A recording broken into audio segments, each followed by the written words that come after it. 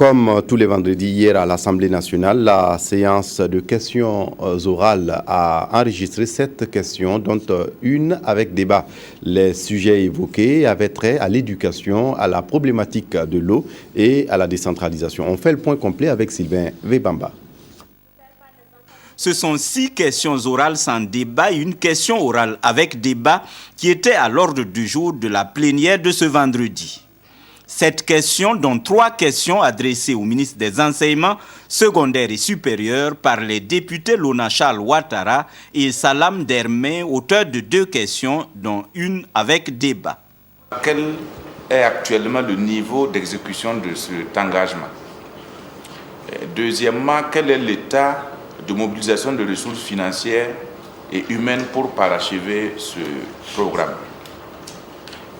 Et troisièmement, cette déconcentration de l'enseignement supérieur tiendra-t-elle compte du développement des pôles de croissance contenus dans la SCAD?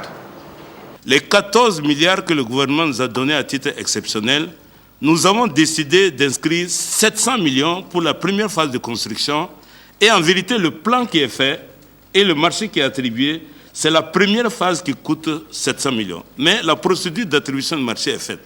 Parce qu'une université, on ne peut pas, le rez-de-chaussée, on ne peut pas aller faire des cours dedans pendant qu'on construit l'étage. Nous devons construire nos universités et c'est mieux pour tout le monde. Comme ça, comme vous dites, les enfants de tout le monde. Moi-même, en tout cas, j'ai fait l'université de Ouaga. Le collègue Bindi sait très bien. Et en plus de ça, je suis enseignant à l'université de Ouagadougou. J'ai foi à l'université de Ouagadougou et à ses compétences. La première responsable du département en charge de l'eau a été interpellée par 2 questions orales sans débat du député Ousmane Bembamba.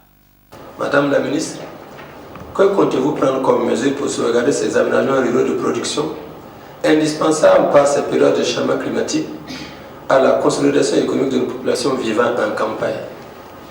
Peut-on à ce jour, Madame la ministre, avoir le point de la mise en œuvre des résolutions, recommandations et décisions adoptées au cours de cet atelier de sauvegarde du barrage de Ziga? En dépit de son caractère très vital pour les populations, force est de constater que d'autres activités jugées très préjudiciables se sont installées autour du barrage et ont même tendance à s'intensifier. Au titre de ces activités, je voudrais citer entre autres l'exploitation agricole de plus en plus croissante sur les berges avec l'usage incontrôlé des pesticides, le prélèvement du sable pour les constructions, la pêche incontrôlée.